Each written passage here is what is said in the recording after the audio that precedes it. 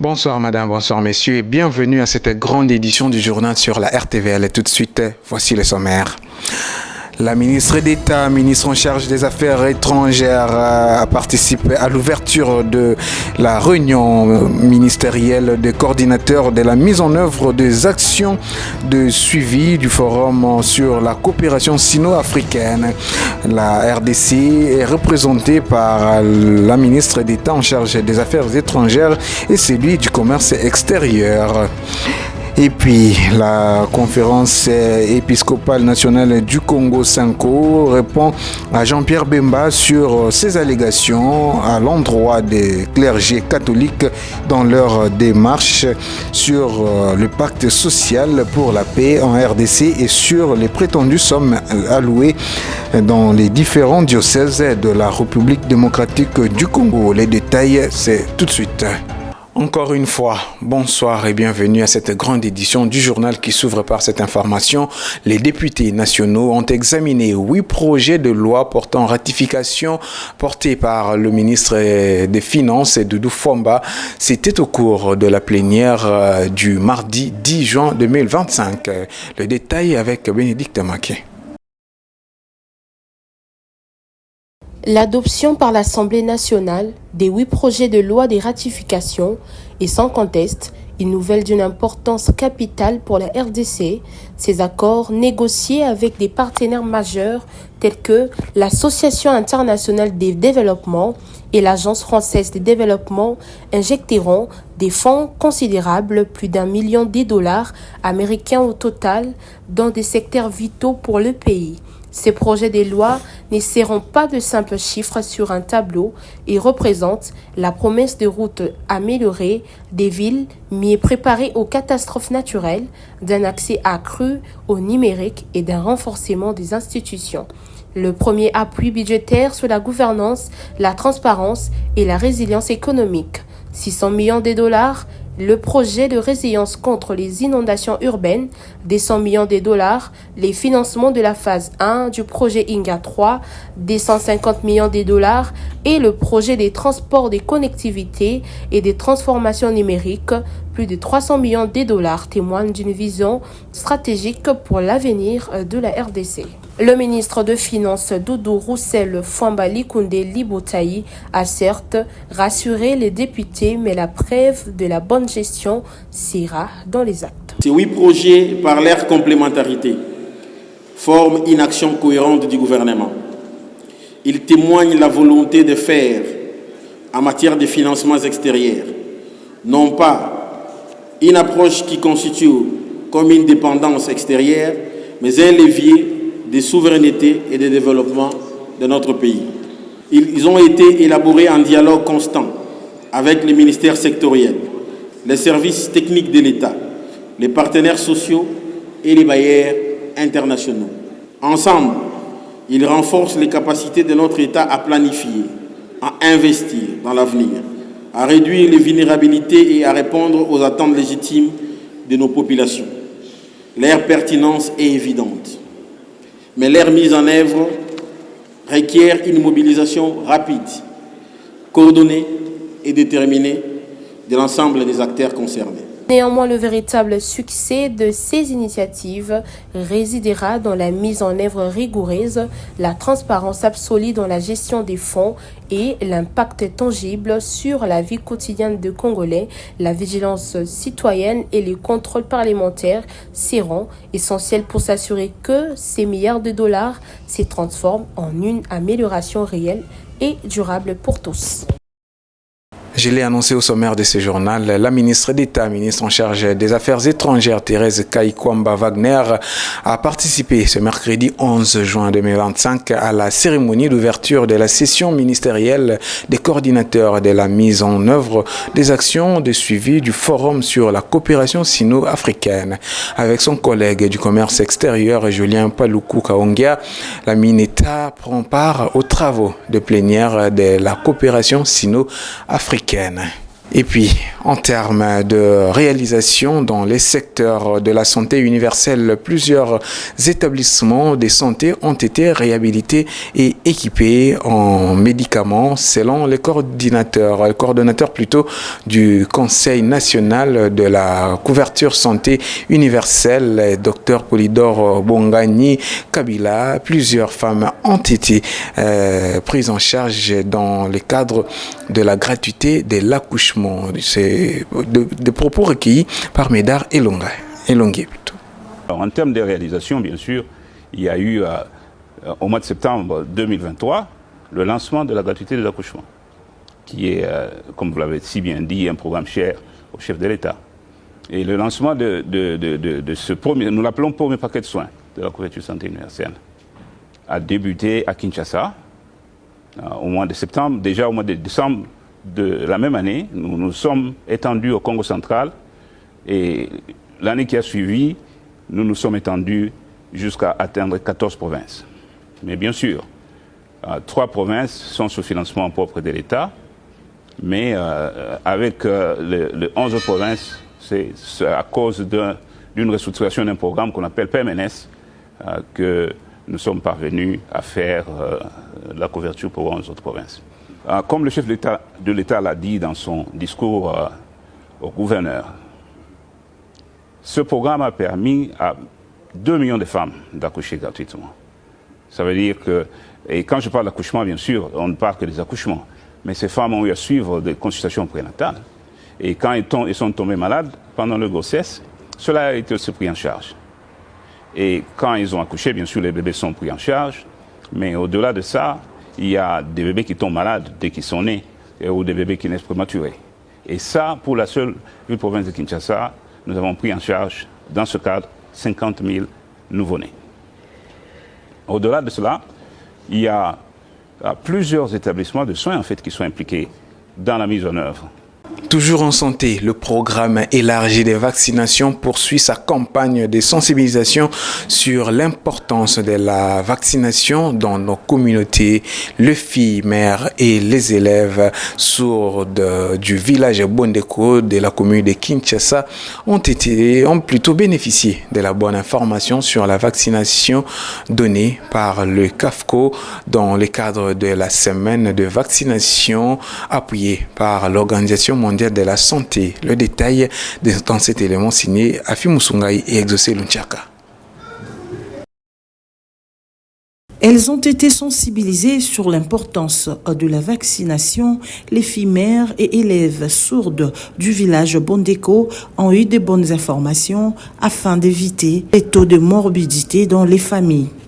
Le programme élargi des vaccinations en collaboration avec l'Organisation mondiale de la santé profite de la semaine africaine de vaccination pour sensibiliser cette catégorie de personnes qui, selon le PEV, sont privées de la bonne information. Maître Josepha Pumbulu, membre du CAFCO et l'une des panélistes, donne ici l'objectif de cette campagne. Là, nous, c'est le cadre permanent de concertation de la femme congolaise.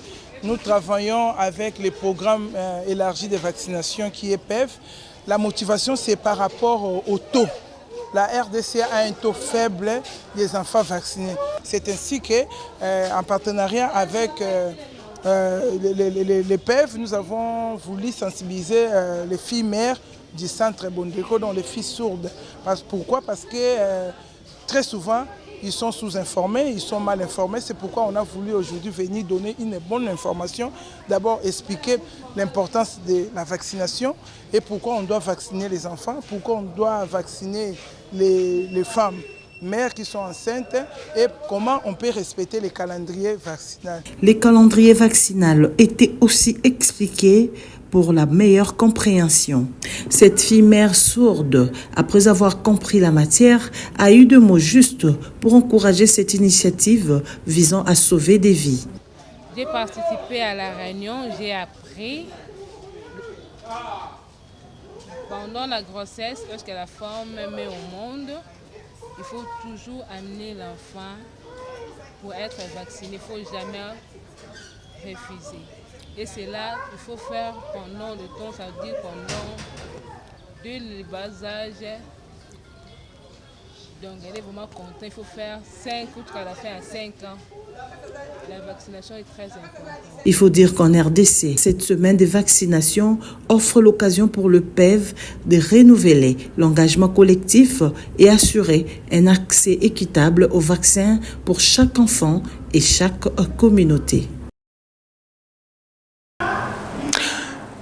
Autre titre annoncé au sommaire de ce journal, la conférence épiscopale nationale du Congo, SENCO en sigle, par l'entremise de Monseigneur Donatien Cholet, vient de répondre aux allégations faites par le vice-premier ministre, ministre en charge des Transports, Jean-Pierre Bemba Gombo, à l'endroit de la SENCO. Elle a demandé des preuves des montants mis à la disposition de chaque diocèse. Propos recueillis par Agnès Kassaza. Nous demandons au vice-premier ministre Jean-Pierre Bemba de rendre publiques les preuves de ces allégations de 1 million de dollars mises à la disposition de chaque diocèse. En même temps, nous continuons d'attendre patiemment celle de la prétendue collaboration qu'il avait insinuée 100 fois aux yeux de notre mission d'observation électorale avec les Russes pour pirater les serveurs de la CENI. Qui dans ce pays ne sait pas que l'Église catholique, sans l'aide de l'État congolais, dépense chaque année des fonds immenses pour réaliser les œuvres d'utilité publique comme les écoles, les hôpitaux, les routes, les ponts, les hommes de vieillards, les orphelinats, etc. Par ailleurs, nous avons apprécié que le vice-premier ministre, ministre des Transports et Voies de Communication, rappelle la mission des hommes de Dieu de rassembler tous les fils et filles de la RDC, de parler de la paix et de l'unité. La question fondamentale est celle de savoir comment lui et ses alliés ont-ils accueilli les multiples appels de la SENCO ces dernières années au respect des principes démocratiques et des droits de l'homme, à la transparence du processus électoral et à l'organisation des concertations des représentants des forces politiques et de la société civile afin de renforcer la cohésion nationale et d'affronter ensemble les défis sécuritaires. Tout à fait autre chose à présent. À Lubumbashi, le début de la saison sèche impose des précautions essentielles. La population, dès l'aube, se couvre chaudement face au ciel nuagé et au froid. Ceux qui n'ont pas de vêtements adaptés se les procurent auprès des vendeurs pour éviter des maladies liées au climat. C'est un élément signé Bénédicte Maquet. Les froids matinales obligent à une vigilance constante. Survêtements, thé chaud, vitamines. Les écoliers sont protégés par leurs parents avec bonnets, pulls, gants. Les enseignants renforcent la protection en faisant faire des exercices de réchauffement et en fermant fenêtres et vitres pour préserver la chaleur. Nous interpellons les parents dont les enfants ne sont pas protégés parce que nous avons des pulls qui sont uniformes ici à notre école pour que l'enfant ne soit pas vraiment frappé par ce froid. Dès le matin, comme nous les recevons là, ils sont en classe déjà et nous fermons même les fenêtres, les vitres, ils sont là bien protégés. Mais nous demandons aussi aux parents, il y a les bonnets pendant cette période. Quand même l'école ne fournit pas les bonnets, les bas, les gants, les moufles, tout ça. Alors que les parents en paient pour leurs enfants, parce que le froid est très fort, en tout cas en cette période. Enseignante à l'école maternelle, Georgette Kabiena parle de l'importance de protéger les enfants contre les froids. La baisse des températures accentue les risques d'infections respiratoires, notamment la grippe et la toux, qui menacent surtout les enfants et les personnes vulnérables. Les médecins alertent, il faut se couvrir, privilégier une alimentation riche en vitamines et limiter la consommation d'alcool qui fragilise les poumons. Je conseille plus à la population de Lubumbashi de bien se couvrir de prendre des suppléments, bien sûr, quelques vitamines, et plus chez les femmes enceintes que nous donnons systématiquement.